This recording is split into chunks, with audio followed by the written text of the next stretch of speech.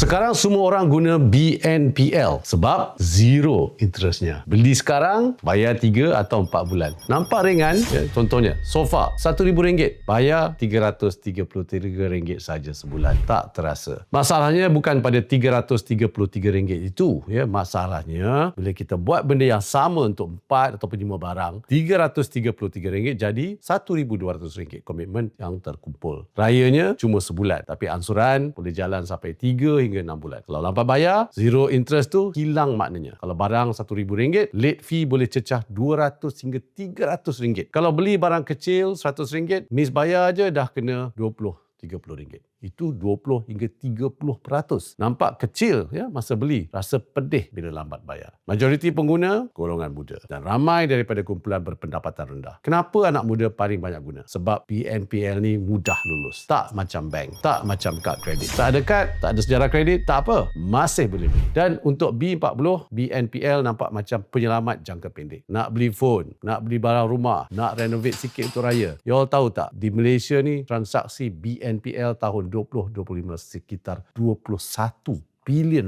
Outstanding hutang BNPL hampir RM5 bilion. Dan RM5 bilion itu bukan angka kecil. Sebab itu, kerajaan tak ambil ringan perkara ini. Consumer Credit Act 2025 dah diluluskan ya dan dijangka mula berkuat kuasa tahun ini. Bila akta ini jalan, penyedia BNPL kena buat penilaian kemampuan bayar dulu sebelum luluskan pembiayaan. Kena telus tentang charge dan terma. Dan akan ada suruhanjaya kredit pengguna untuk pantau industri ini. Tapi akta ini belum sempat cover musim raya ni. Maknanya, sementara sistem sedang diperkemaskan, tanggungjawab itu masih pada kita. BNPL ni tak jahat. Dia cuma alat. Kalau pandai guna, untung. Tak pandai guna, rugi. Lagilah masa Ramadan ini. Tekanan memang tinggi. Tengok media sosial. Wow, cantiknya baju raya itu. Tengok jiran sebelah. Wow, cantiknya langsir baru dia. Tak salah nak bergaya. Tapi jangan sampai raya sebulan, hutangnya sampai hujung tahun. Sebelum swipe, tanya diri. Kalau tak ada BNPL, saya tetap beli tak? Kalau bonus tak masuk, saya masih boleh bayar tak? Saya beli sebab perlu atau sebab nak nampak cool. Raya bukan pertandingan hiasan. Yang orang ingat bukan sopan kita. Yang orang ingat cara kita layan mereka. Raya datang setahun sekali. Ansuran datang tiap-tiap bulan.